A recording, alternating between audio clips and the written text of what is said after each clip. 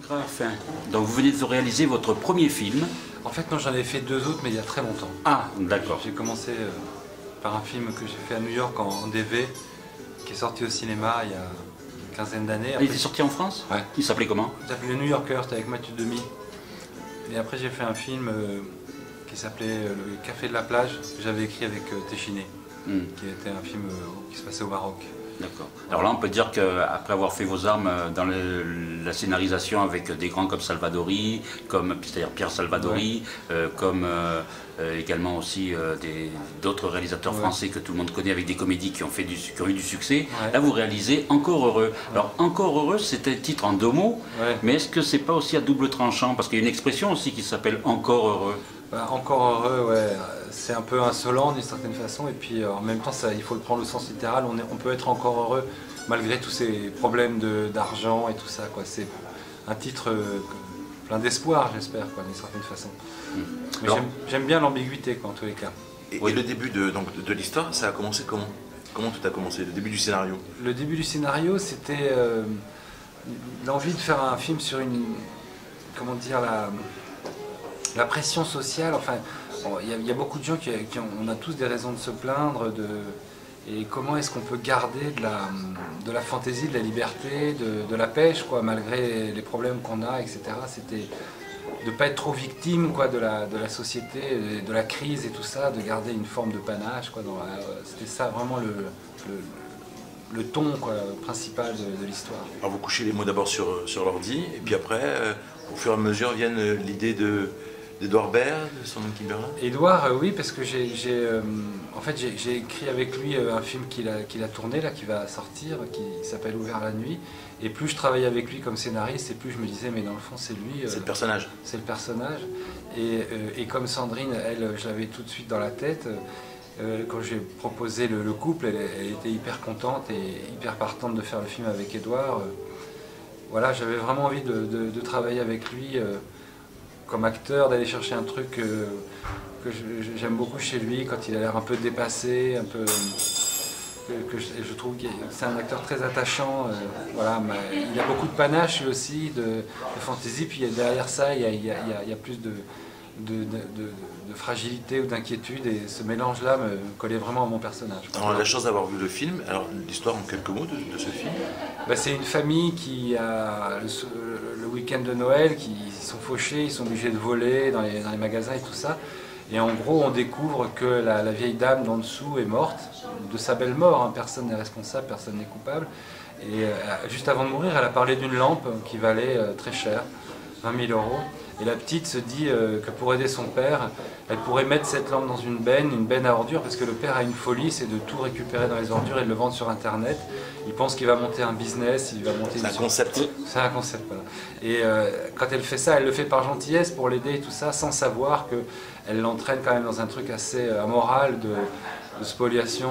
Voilà. Heureusement, il n'y a pas d'héritier, il n'y a pas d'enfant, ça c'est un peu le côté merveilleux du scénario, parce que dans la vraie vie, il y aurait toutes sortes de galères. Oui, alors est-ce qu'on peut dire que c'est politiquement incorrect? Parce que c'est vrai, on ne va pas dévoiler l'histoire, mais c'est vraiment politiquement incorrect. Et c'est vrai que vous donnez des pistes pour certaines petites choses, alors il ne faut pas le prendre au premier degré, bien sûr.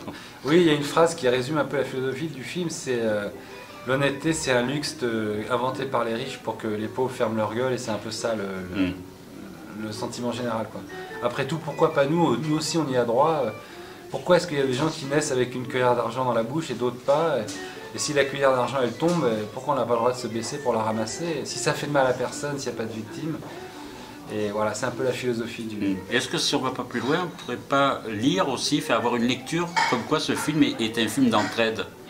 Oui, c'est un film d'entraide, parce qu'elle aurait pu le faire, cette dame, si elle avait été moins égoïste, elle aurait pu comprendre que cette famille avait elle aurait pu partager un petit peu ses 2 maisons, son piano, sa lampe à 20 000 €, etc. Elle garde tout pour elle, et tout son amour, elle peut le donner qu'à ses petits chiens. Elle a un chien qui s'appelle Jean-Marie, alors bon, c'est une allusion un peu grivoise. Oui, voilà. mais elle aurait pu être un peu généreuse, quoi. Donc, bon, il fallait qu'on l'aime pas beaucoup pour garder un peu d'équilibre, parce que sinon on se serait dit quand même, ils exagèrent et tout ça. Parce qu'ils ont une vraie peau de vache, même avec la petite, parce que généralement, on peut être dur des fois avec des adultes, mais avec les enfants... c'est une vraie salope. Il y en a. C'est une peau de vache, comme oui, voilà. Vous en avez connu dans ce milieu-là un petit peu. Mais moi en fait j'habitais dans le 16e à un moment où j'avais pas beaucoup d'argent et c'est vrai que le côté on est paumé sur une île déserte alors que les gens ont des manteaux de zibeline et tout ça et on fait la queue pour aller chercher à la boulangerie, puis c'est quand même presque un ghetto, hein, le 16e à Paris, il n'y a pas d'immigration, enfin c'est une France... et les écoles sont des écoles assez traditionnalistes. Même le Monoprix est cher. Même le Monoprix est cher. Et c'est une France qui n'existe plus. La France, c'est une France... bon, les gens peuvent avoir une certaine nostalgie pour cette France, mais il peut y avoir une forme de dureté quand même sur les gens qui possèdent. Parce que dans le fond, il y a toujours un truc sous-entendu quand les riches, c'est... si les pauvres n'ont pas d'argent, c'est qu'ils l'ont un peu mérité. Ils ont qu'à se lever de bonne heure, bosser. Enfin, il y a quand même un truc... Et voilà, là c'est un peu à l'envers de tout ça, quoi. Et là on pourrait dire, lui, s'il n'a pas de travail, c'est parce qu'il ne cherche pas. Mais il en cherche du travail, simplement il le dit pas parce qu'il n'en trouve pas, donc il préfère faire comme si ça ne l'intéressait pas d'en chercher, comme s'il était au-dessus de ça, mais la vérité c'est qu'il masque ça, il habille ça par toutes sortes de théories un peu fumeuses, mais dans le fond c'est qu'il n'arrive plus à rentrer dans le jeu, quoi. Il est sorti du truc, et comme ça peut arriver, hein, au bout de 2 ans de chômage, c'est difficile de retrouver... Est-ce qu'on peut dire que votre film est un conte? Parce que finalement, quand il arrive ces catastrophes là, dans les couples d'aujourd'hui, les couples se séparent le plus souvent. Bah là, ils sont à 2 doigts de se séparer. Oui, mais en tout cas, est-ce que la finalité du film, est-ce que c'est pour vous c'est un conte? Vous aimeriez que ce soit comme ça? Oui, c'est un conte, bien sûr. Il y a beaucoup de choses irréalistes dans le film, mais même dans la façon dont c'est fait, dont c'est emmené, etc. Mais c'est sûr que c'est encore heureux. C'est un message assez positif, assez joyeux sur le fait qu'on peut encore s'aimer malgré, même si on peut en vouloir et se dire des trucs horribles et tout ça, au final on est quand même heureux d'être ensemble. On est encore heureux d'être ensemble malgré toutes les galères qui nous arrivent, quoi. Si on arrive à sauver ça, on arrive à sauver l'essentiel, quoi. En gros, c'est ça que ça raconte le film. Oui, parce que cette femme justement qui meurt de sa mort naturelle, elle, on peut dire qu'elle n'est pas systématiquement heureuse finalement. Non, elle est une forme d'aigreur, enfin voilà, elle est seule et le fait de ne pas avoir partagé, elle le paye aussi d'une certaine façon, quoi. Et voilà, ce qu'on emmène dans la tombe, c'est pas grand chose, hein, c'est richesse, quoi. Et s'il n'y a personne autour pour vous pleurer, il ne reste pas grand chose de vous, quoi. Mais la preuve en est, c'est les seuls amis qui lui restent, c'est ses chiens, quoi. Voilà, exactement. Voilà, en fait, elle est entourée, elle finit avec ses animaux et son mari. L'affiche est très très belle. Elle est pleine de gentillesse, de bienveillance, même d'Edouard Baird. Et ça retrace, ça pourrait même, résumer le film. Non, parce que c'est Edouard Baird qui regarde voilà, dans ce sens, quoi. Je trouvais que l'affiche est très belle. Parce que c'est vrai qu'un peu comme faisait Pierre Salvadori, où il jouait tout, où tout était bien organisé, tout était bien pesé, avec Hors de Prix, vous avez vu à cette occasion-là. Et c'est vrai que vous étiez à bonne école, quoi. Oui, bien sûr. Ouais. Pierre, c'est un formidable scénariste, et puis il y a toute une philosophie de la comédie. C'est pas, pour lui, il ne s'agit pas simplement d'arracher quelques rires, hein. Il y a toute une humanité derrière. Il y a du fond, quoi. Il y a du fond, et c'est difficile d'être un humain, quoi. C'est ce qu'essaie de dire Pierre, quoi.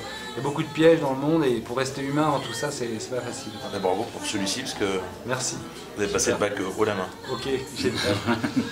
En tout cas, c'est vrai, merci beaucoup pour nous avoir livré un film, on peut dire contemporain, et qui peut donner des idées, mais en même temps qui peut peut-être faire changer les choses.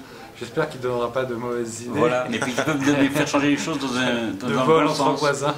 Que la famille se ressoude et que c'est vrai qu'on n'est pas là pour juger les gens par rapport à justement ce qu'ils ont pu perdre, parce que ce personnage-là, il se trouve dans une situation... mais après, on pourrait parler peut-être de la morale à la fin, donc c'est vrai que c'est tout un débat. Est-ce que vous en discutez avec les spectateurs à la fin quand vous avez montré? Oui, bien sûr, il y a des gens qui trouvent ça assez immoral. Parce que là, je ne veux pas en parler de la fin, mais c'est vrai que... les vieilles personnes, c'est sûr, qui peuvent considérer que c'est un peu exagéré, quoi. Disons que Parce que peut-être que cette vieille dame, elle s'est battue toute sa vie pour avoir ce qu'elle a, et qu'il n'y a pas de raison qu'elle ne décide pas elle-même. Si elle a envie de donner son fric à une association pour les chiens, c'est son problème, quoi. Ah ouais. Mais vu de loin, c'est un peu difficile à admettre, quoi, quand on sait que des gens qui galèrent. Alors après, le truc du partage de l'héritage, c'est un truc, c'est vachement... On fait comme si tout ça était normal, mais c'est quand même un truc. Ouais. La sélection, un peu d'US, Ouais. ça a dû vous faire plus que plaisir, j'imagine. Bah oui, il y a quelques films et on va voir, là on y va le week-end prochain et j'espère que ça va bien se passer et que voilà. C'est, à mon avis, c'est des films très différents. Voilà, et moi, le mien, il a son ton à lui, il a sa personnalité. Il a sa personnalité. Caractère. Voilà. Exactement, Donc, il a bien. du caractère, voilà. Voilà. Bon, on verra. Hein. Merci beaucoup. Merci à vous. Merci.